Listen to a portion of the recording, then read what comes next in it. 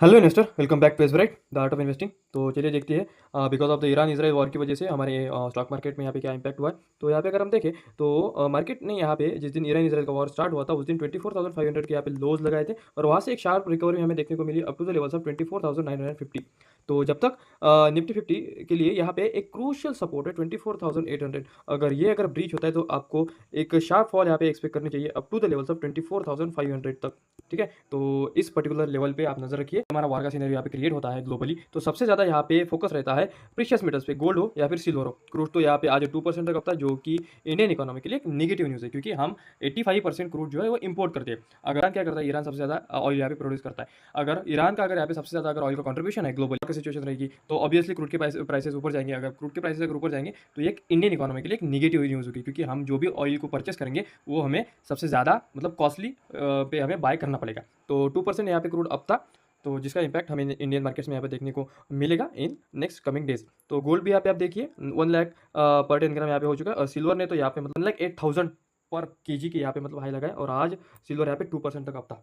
तो ट्रम्प भाई साहब ने आज बोला है कि ट्रम्प टैरिफ ऑन फार्मा सुन, मतलब अभी फार्मा सेक्टर पे भी टैरिफ लगने वाला था, जो कि पिछले कुछ महीनों से यहाँ पे पॉज था। मतलब उन्होंने यहाँ पे कुछ भी ऐसा प्लानिंग नहीं की थी, लेकिन अभी फार्मा सेक्टर पे यहाँ पे ट्रम्प टैरिफ लाने वाले हैं। उनका कितना डिपेंडेंसी है यूएस में, वो अगर हम देखें तो सबसे कम हमें यहाँ पे देखने को मिल रहा है टोरेंट फार्मा, और सबसे ज़्यादा हमें यहाँ पे देखने को मिल रहा है ग्लैंड फार्मा। उसके बाद औरबिंदो फार्मा है, जिसका 50% रेवेन्यू जो भी आता है, 50% प्रॉफिट जो आता है वो आता है यूएस से। तो इन सभी कंपनीज पे आप नज़र रख सकते हैं।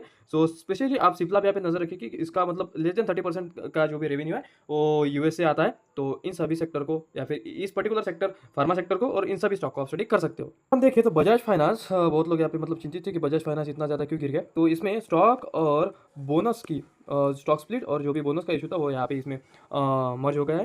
तो यहाँ पे आई गेस 1:2 का यहाँ पे स्प्लिट था और 1:1 का यहाँ पे बोनस था। ठीक है, तो इसकी वजह से स्टॉक में यहाँ पे वो जो भी प्राइस है वो एडजस्ट हो गया है। तो stock is now trading at 923 level.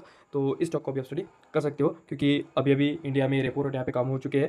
हालांकि ग्लोबली का जो सिनेरियो है वो नेगेटिव है, लेकिन यहाँ पे जो भी इंडिया में बैंकिंग सिस्टम का जो भी यहाँ पे अगर हम देखें जो बेस है वो अच्छा खासा है। रेपो रेट भी यहाँ पे कम हो चुके हैं, इन्फ्लेशन भी यहाँ पे बहुत कम हो चुका है। आरबीआई ने यहाँ पे बहुत ही ज़्यादा लिक्विडिटी मार्केट में इन्फ्यूज़ कर दी है, तो जिसकी वजह से आपको लेंडिंग कंपनीज पे और बैंकिंग इंडस्ट्री पे फोकस करना चाहिए। अच्छी न्यूज़ आ रही है, जो भी यहाँ पे अटकलें चल रही थी बीएसई और एनएसई के एक्सपायरी को लेके, तो यहाँ पे ये कंफर्म कर दिया अभी सेबी ने। तो यहाँ पे अगर हम देखें तो grand approval from NSE expiry date change from days to Tuesday, मतलब एनएसई का जो भी एक्सपायरी होगी वो होगी ट्यूसडे को। ठीक है, और बीएसई की जो भी यहाँ पे एक्सपायरी होगी वो होगी यहाँ पे आपको थर्सडे को। तो ये बात आपको पता होनी चाहिए थी, जो भी ऑप्शन राइटर्स है, ऑप्शन बायर्स है, ये आपके लिए एक अच्छी न्यूज़ है। हालांकि यहाँ पे अगर हम देखें तो कुछ एनालिस्ट का ऐसा मानना है कि अगर एनएसई की अगर एक्सपायरी अगर ट्यूसडे को अगर होती है तो एनएसई का जो भी मार्केट शेयर है वो यहाँ पे बढ़ेगा एज कम्पेयर टू बीएसई, लेकिन ये तो आने वाला टाइम हमें बताएगा। डीएस का अगर डेटा यहाँ पे अगर हम देखें तो एफ ने भी आज बाइंग की है, डीआईएस ने भी बाइंग की है। Despite global market being weak, F और डीएस की यहाँ पे बाइंग कंटिन्यूस चल रही है। और आज यहाँ पे एक बड़ी न्यूज़ थी, जो विशाल मेगा मार्ट था उसमें आज एक ब्लॉक डील हुई थी 19.6% की। यहाँ पे जो ब्लॉक डील्स आज हुई थी, आई गेस 10,000 करोड़ की यहाँ पे ब्लॉक डील थी, जो कि उन्होंने प्रोमोटर्स ने यहाँ पे माल बेचा है at an price of I guess 10% के डिस्काउंट पे था, और जो भी प्राइस था वो था 1110 रुपीज़ समथिंग लाइक दैट।